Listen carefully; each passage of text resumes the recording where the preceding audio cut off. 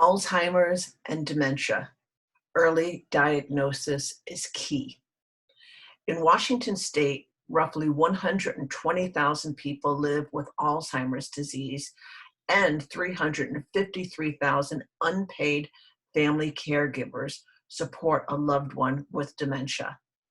Because there is no cure, early detection and diagnosis play vital roles, offering the best chance for people to participate in clinical trials, try available treatments, and engage in important legal, financial, and care decisions.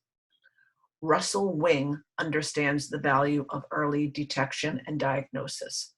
He and his wife, Katy, met at the University of Washington in the mid-1960s and lived on Bainbridge Island and in Gig Harbor for many years. They married after graduation, and their life together included his military service, their graduate schools, several homes, several jobs, and raising 2 boys. Around 2013, Katy began showing signs of memory loss. She really didn't want to hear about it, and I can't blame her for that, says Russell. After all, who among us wants to be told that we are no longer playing with the full deck? After some prodding, Katy discussed her concerns with her primary care physician. Unfortunately, the doctor's visit didn't give them the answers they needed. Instead, the physician advised Katy to engage in activities to stimulate her brain. Katy did that, but the memory loss persisted and worsened, says Russell. A few years later, during a holiday road trip, there was an incident that convinced Russ that Katy needed further medical evaluation and intervention. Katy freaked out about something, and her reaction was totally out of character for the situation, says Russell. After additional discussions with her primary care physician, Katy finally had an MRI in early 2016 that showed that she had a 5-centimeter brain tumor. From that point on, her medical team focused on the tumor, something they could clearly see and potentially cure, and ignored her memory loss, something they couldn't see as clearly and weren't sure how to treat. After having brain tumor surgery and going through recovery, Katy's Alzheimer's symptoms continued to worsen.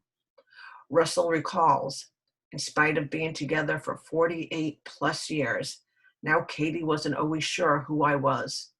That was tough. In 2017, a follow-up MRI showed the brain tumor had returned with a vengeance.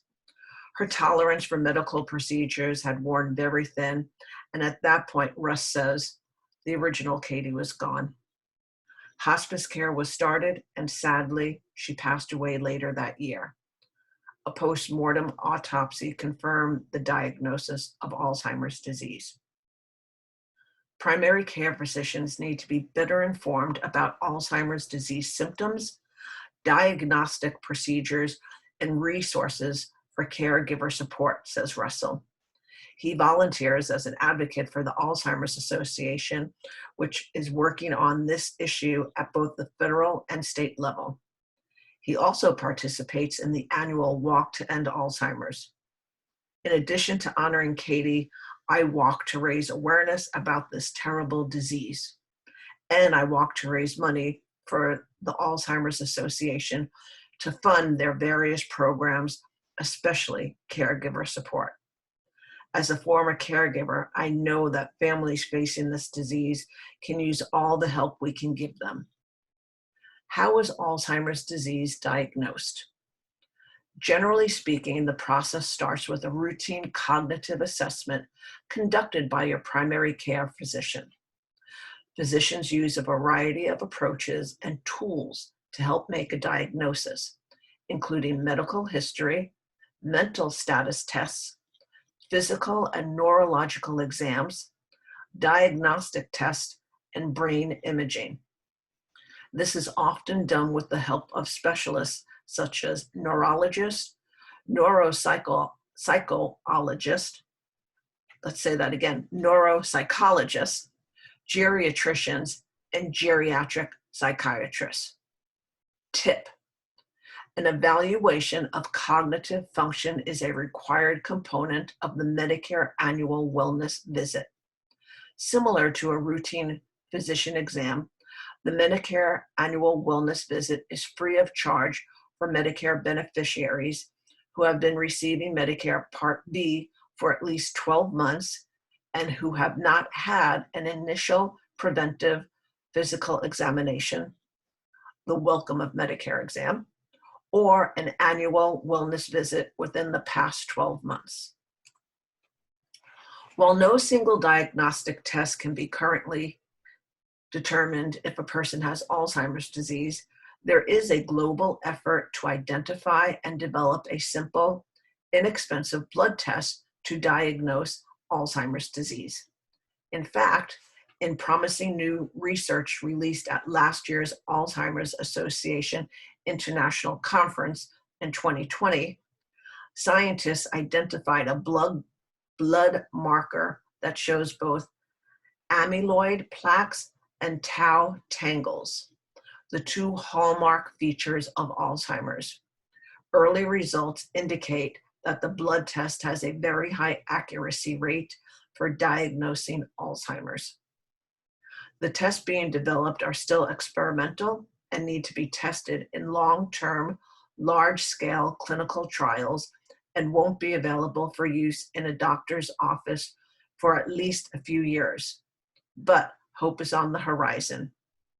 In the meantime, if you or someone you love is experiencing warning signs of Alzheimer's disease or dementia, you can go to this website, www.alz.org/10SIGNS. It is important to schedule a visit with your doctor. Dementia Action Collaborative, also known as DAC.